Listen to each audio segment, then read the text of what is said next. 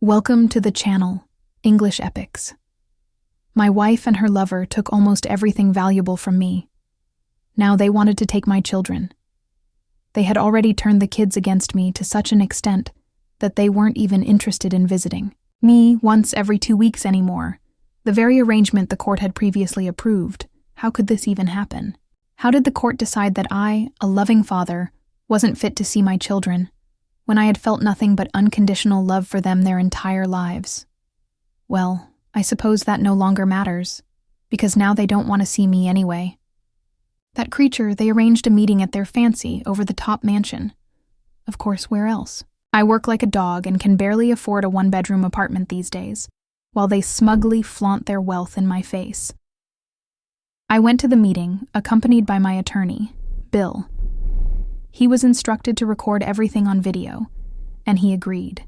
That I told Bill that all he needed to do was observe and keep the camera rolling. Nothing more. So we knocked on the door, and within a second, someone I assumed was their butler opened it. Don't get me wrong. I don't hate rich people, not in general. Wealthy individuals employ many people, pay fair wages, and are often good people. It's just that a few rotten ones among them ruined the reputation of the rest. Larry was one of those jerks who believed that his piles of money could buy him absolutely anything he wanted, including my wife. Well, I guess he was right about that.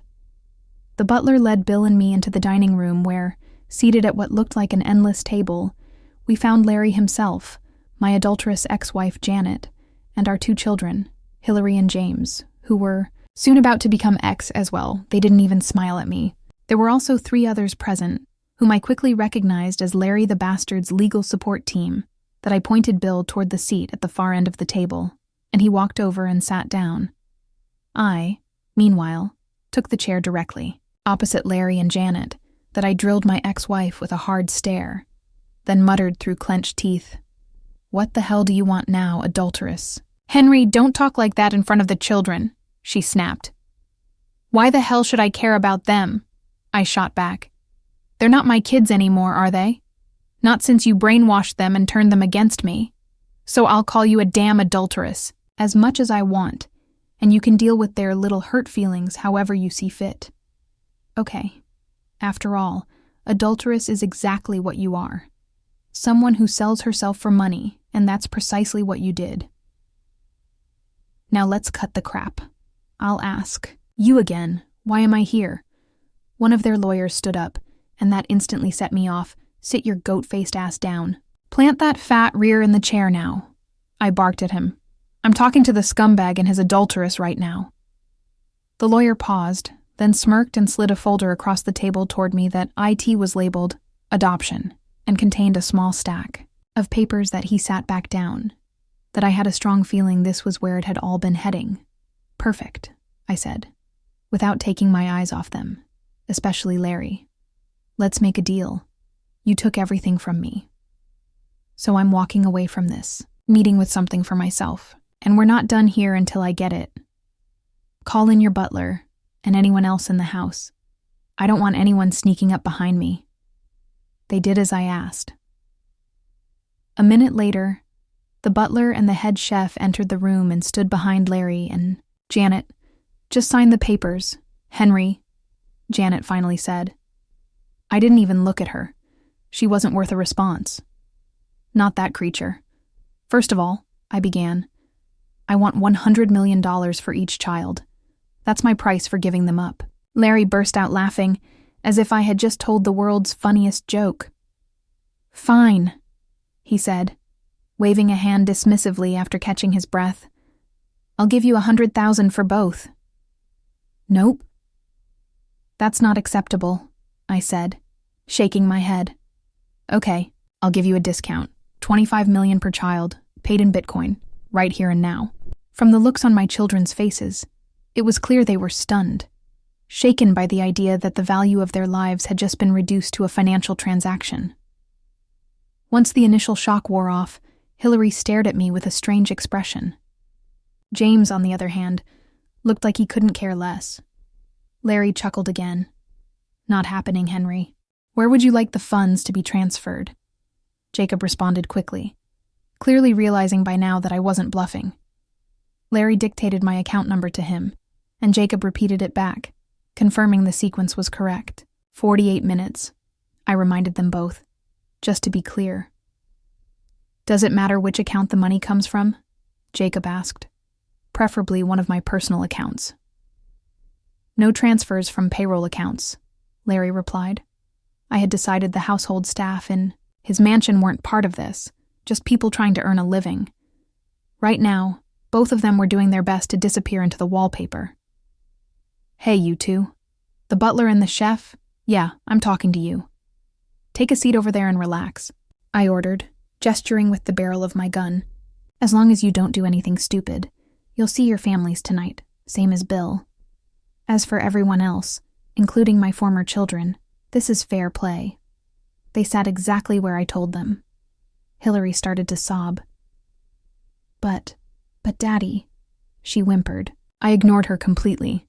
Jacob, I said, when this is all over and Larry tells you where he is, be sure to call an ambulance and the police.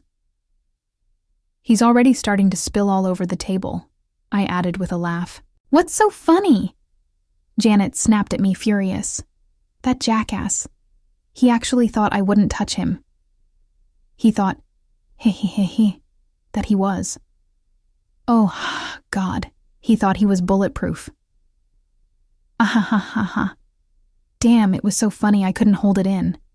I don't think. Janet found it nearly as funny, but I couldn't have cared less. The transfer is complete. Give the systems 5 to 10 minutes for the funds to show up in your account. Jacob's voice came through the phone again. From his tone, it was clear he was relieved to have completed the task quickly. We'll wait. Stay on the line, I said curtly. Trying to make conversation, Jacob asked, while we wait for confirmation. May I ask, what caused all this? Did you wake up on the wrong side of the bed today? Or was your coffee cold? What made you do all this? Funny that you ask, I replied. Well, just a couple of months ago I was happy. I had a loving wife, 2 kids I adored, a beautiful home, everything we work for. And then one day, I come home to find half the house emptied out. And my so-called loving wife. I emphasized the phrase with biting sarcasm, sitting at the table waiting for me, with divorce papers. Can you believe it? She said she'd fallen in love with good old Larry and was taking the kids, my kids, with her. And there was nothing I could do about it. And today, they summoned me to their mansion to present adoption papers, to take my family away from me completely. So now, Jacob, we're discussing what price Larry has to pay for my children. But you killed 2 people, and, well, I wouldn't put it that way, I interrupted. They were just a pair of pompous Larry lackeys who thought their shit didn't stink. That wouldn't you agree the world would be a better place with fewer blood-sucking lawyers? By the way, we've still got one left. See him there at the table. He's wisely keeping his mouth shut, sitting still like a fish. My phone dinged, confirmation that the money had hit my account that I sent another text message. Just then, a noise began to rise in the background, faint at first, but growing louder by the minute. You do realize we'll get that money back, and you'll be arrested and charged with murder, right? Came Jacob's voice from the other end, now unseen. It cost me 10%, I said with a crooked grin. But someone had been waiting for that transfer and the deposit into my account. They've already spread the funds across several other accounts, so it'll take quite a while before you can trace anything. By that time, I'll have either moved it all again or spent a good chunk of it. We'll see. As for the murder charges, well, we'll find out soon enough. I slipped the phone into my inner pocket and glanced out the window toward the backyard, where my silver, bug-eyed dragonfly was already waiting. All right, time for me to go. I'd say it wasn't fun, but who am I kidding? It was actually a hell of a lot of fun, I chuckled. Bill. I called out to my attorney one last time, who, as agreed, had been recording everything continuously from the start. Save the video somewhere, in the cloud, but make sure to send a copy to the police. I'd hate to waste their time on an unnecessary investigation when everything that happened here is captured in high quality. Later, if you want, you can upload the footage to one of those pay-per-view sites and make a bit of cash off it. Consider this my permission. I'll get my own copy when I'm ready, and I'll send you your fee for today's work. It took me only a few seconds to sign the adoption papers. After all, Larry had paid me fair and square for my former children, even if it required a kind word and a pistol to close the deal. What kind of man would I be if I didn't honor my end of the bargain? Wishing everyone present a pleasant and happy life, I briskly exited through the back door toward the chartered helicopter waiting for me on the lawn. On the way, I slipped my cig back into my backpack. No need to rattle the pilot. I climbed into the cabin and instructed him to fly me to a small private airfield, roughly 100 miles outside the city. As we lifted off the ground and climbed into the clear blue sky, I noticed a line of police cars with flashing red and blue lights racing toward Larry's mansion that I asked the pilot to fly low and avoid radio contact. He reluctantly followed my firm suggestion after I offered him an extra $15,000. Why not? I could afford it now. Within the hour, we touched down at the designated location, and I immediately wired the promised payment to the pilot from one of my new accounts. Luck was on my side. A group of guys was prepping their planes for a flight to Mexico. I found one flying solo in a Cessna 182 and introduced myself, saying I was heading south, far away from my ex-wife and her rich boyfriend that he agreed to take me on board in exchange for help covering fuel expenses. After a rather pleasant flight, during which we talked about everything except my wife, we landed in the land of sombreros and cacti, and he refueled his plane. My share of the fuel cost came out to a modest $2.50 that I transferred him $25,000, telling him I'd added a little extra as a thank you, so he could take his wife and 3 daughters out for a nice dinner that I'm sure he was more than a little surprised when he later checked his balance. From there, I arranged another private flight to a country with no extradition treaty with the U.S., somewhere I could start over with completely new documents that's not hard to manage when you've got just over $70 million at your disposal. I'm sure that, as in any proper story ending, you'd expect me to live happily ever after with a new, beautiful wife, a family, a home, and so on. Well, for the most part, you'd be right. Not long after settling into my new place, I hired a cleaning service to take care of the apartment. You know, making the bed, doing the dishes, washing clothes, scrubbing the floors. All the things a wealthy bachelor has no desire to deal with 7 days a week. One day, I met Consuela, the woman assigned to clean my apartment, and was so taken by her that I asked the company to make her my permanent lead housekeeper that it cost me a bit more each month, but it was worth every penny. She was a few years younger than me, and while others might not have seen it, in my personal scale of female beauty, she scored a perfect 10 that her personality added a unique charm that made her truly irresistible. At the time we met, Connie was a struggling single mother with a 1-year-old and a 3-year-old, barely making ends meet. And since I really am a decent guy, I couldn't help but lend a hand. An extra $100 here and there genuinely made a difference in her life. Then one day, I came home to find Connie waiting for me, naked, holding a cold beer in one hand. Let's just say her generous natural gifts, boldly defying the laws of gravity, looked far more tempting than any drink. Connie asked if I'd mind if she personally washed me in the shower before starting the cleaning in my apartment. Well, as if I'd say no to that, I had a strong gut feeling that special precautions wouldn't be necessary with her, so I asked if I bought a house with enough rooms.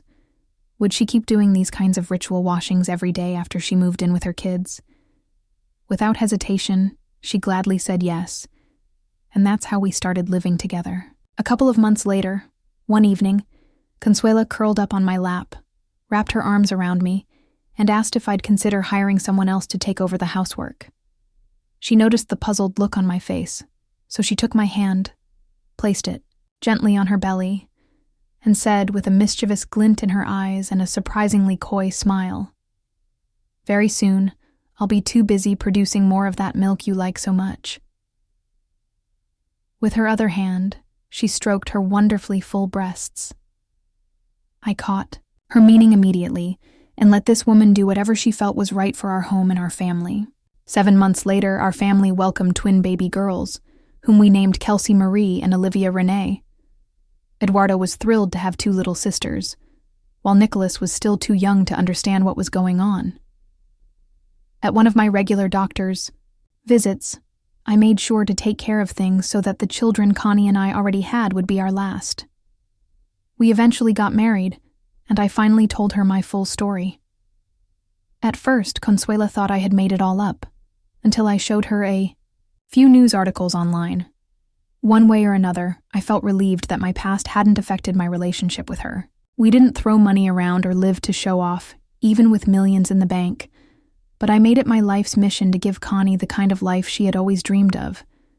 And it wasn't just about the money, it was about proper care and attention for her aging mother and father. As the saying goes, happy wife, happy life. In the end, I got what I had always dreamed of. I had a wife who loved me, twin baby girls, who had me wrapped around their tiny fingers, Connie's wonderful kids who truly came to love me in a comfortable life. Sure, I did have the occasional nightmare, mostly about taking out those 2 lawyers, Larry the Bastard's lackeys, but that was a small price to pay. Speaking of nightmares, I once came across one of those tear-jerking human interest stories in the celebrity gossip section online about Larry and his family and how they had been coping lately. Apparently, my former children are still in therapy to help them cope with the trauma, and Janet lives in constant fear that her ex-husband, that is, me, might suddenly show up one day, possibly with a shotgun in hand. As for Larry the Bastard, he had some issues with his shoulders for a while, but thanks to an entire platoon of hired doctors and physical therapists, most of the strength in his arms should eventually return. Though not all of it. Then again, I couldn't care less whether they're happy or not. The fact that I paid Connie's younger brother to send Janet a few postcards each year, written in shaky letters and saying things like, "I know where you live. Maybe today is the day I come back," doesn't affect my status as a good guy, in my wife's eyes. To be honest, Consuela never imagined her brilliant little brother would ever step foot on a university campus, let alone enroll and study without, struggling to pay tuition. And so, as expected from a proper epilogue, we really did live happily ever after. Thank you for being with us.